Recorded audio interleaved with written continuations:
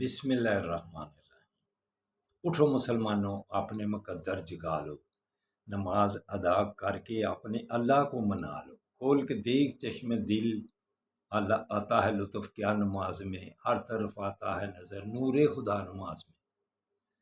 میرے دوستو، میرے برخوردارو، اللہ کے آگے گردنیں جھکائے بغیر، نماز کے بغیر، اگر آپ یہ سمجھتے ہیں کہ ہمارے مقدر جاگے ہوئے ہیں، مقدر آپ کے سوئے ہوئے ہیں۔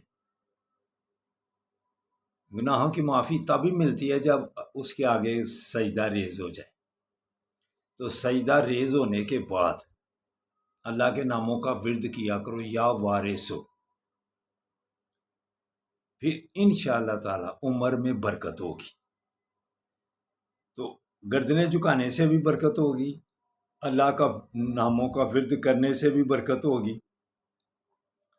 پھر عید میلاد النبی کا مہینہ ہے، سب سے افضل ترین مہینہ، جس مہینے میں آقا صلی اللہ علیہ وسلم دنیا میں تشریف لائے۔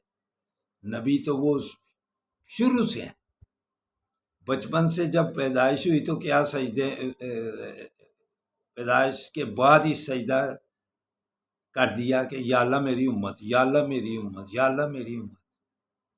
نبی تو وہ پہلے دن سے ہی ہیں، لیکن اظہار جبرائیل علیہ السلام وہی لے کر جب 40 سال کی عمر ہوئی، تو ان کی شان کے متعلق جو بھی سوچ منفی رکھتا ہے اس کی تباہی ہے۔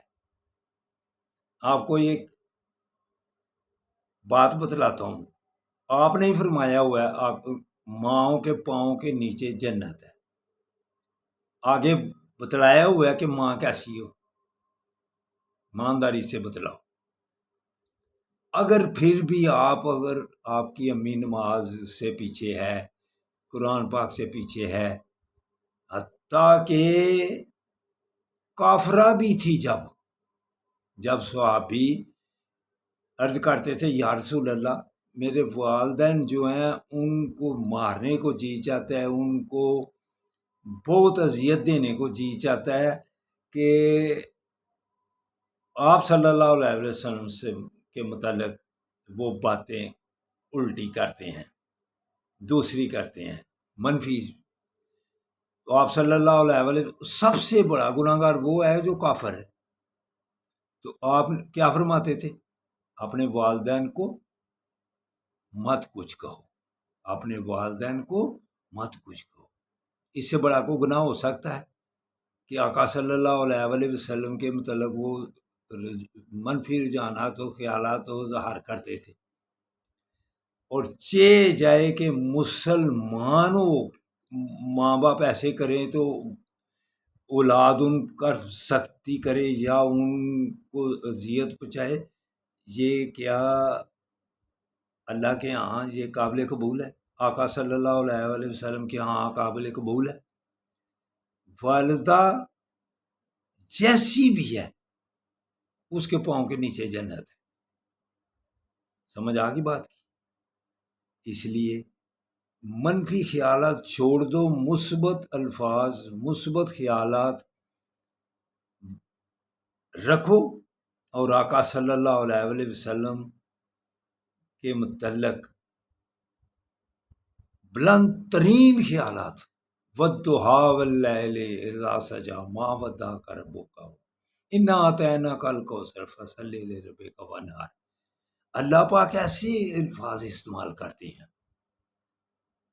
جب وہ قرآن کا واقعہ نا انظرنا، تو جنہوں کو دلوں میں منافقت تھی، انظرنا کہتے تھے کہ اس کا مطلب کیا ہے؟ بھائی ہاں بکریاں چرانے والے۔ تو انظرنا کا مطلب ہے ادھر بھی دیکھیں، ادھر دیکھیں۔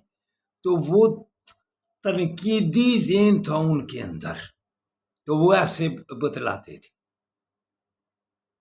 تو یہ کیا الفاظ ہیں؟ بھائی ہاں بکریاں چرانے والے۔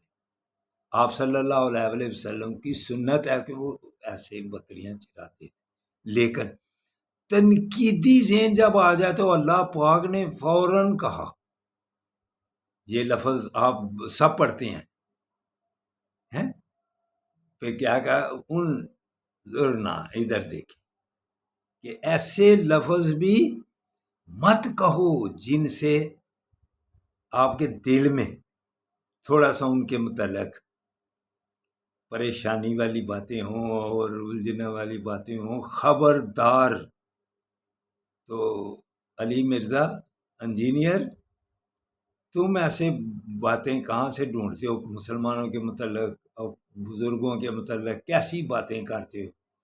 اس لیے آج کل جیل میں ہو تو معافی مانگو، تو گڑ گڑا کر معافی مانگو اور باہر آؤ اور سیدھے راستے پر چلو۔